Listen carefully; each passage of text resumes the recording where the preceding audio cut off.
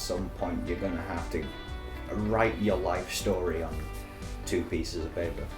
That's really the only option we're given. Yeah, like when I was looking to apply for a job at a pub and like a pub with food in there, it just said we're looking for someone who's talented to work here. I'm like, well, what do you mean by talented? How is anyone supposed to be outstanding at anything they're doing if they're trying to learn to do that thing? You need to give you some space to grow and develop instead of automatically being at the very end point. That's unrealistic. Anyone could say they're talented at being a mechanic, but if you put them in the room, they might not be.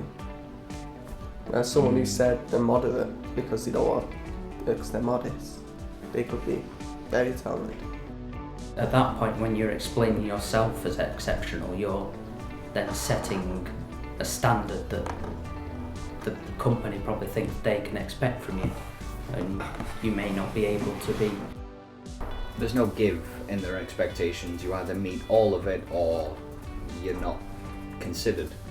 But there are people that can't do that right now, but given half a chance, they could learn to do it. Especially when they're doing like the salary thing as well, and it's like competitive. Against who? Yeah, and it's like, what's competitive about the salary? Like, it really winds me up because it's like, when you read into it, you know full well it means minimum wage. But they've just not got the balls to tell you. Because they want to seem as if they might give you a bit of a higher rate. Not really heard back from most of them. I mean, a no would be fine, just the suspense of being ignored is quite irritating. It was meant to be at Middlebrook Retail Park, but they just said, our client in Bolton. So, right, that's helpful. That could literally be anywhere in Bolton. Knowing that there's somewhere to build in the company for yourself, I think that's important. Because most jobs I've been for have just been like, yeah, it's temporary, you're going to be here for so long, and that's pretty much it. Just don't blow their own horn really, and actually tell you what the job's like and tell you if there's a realistic chance of progression in that.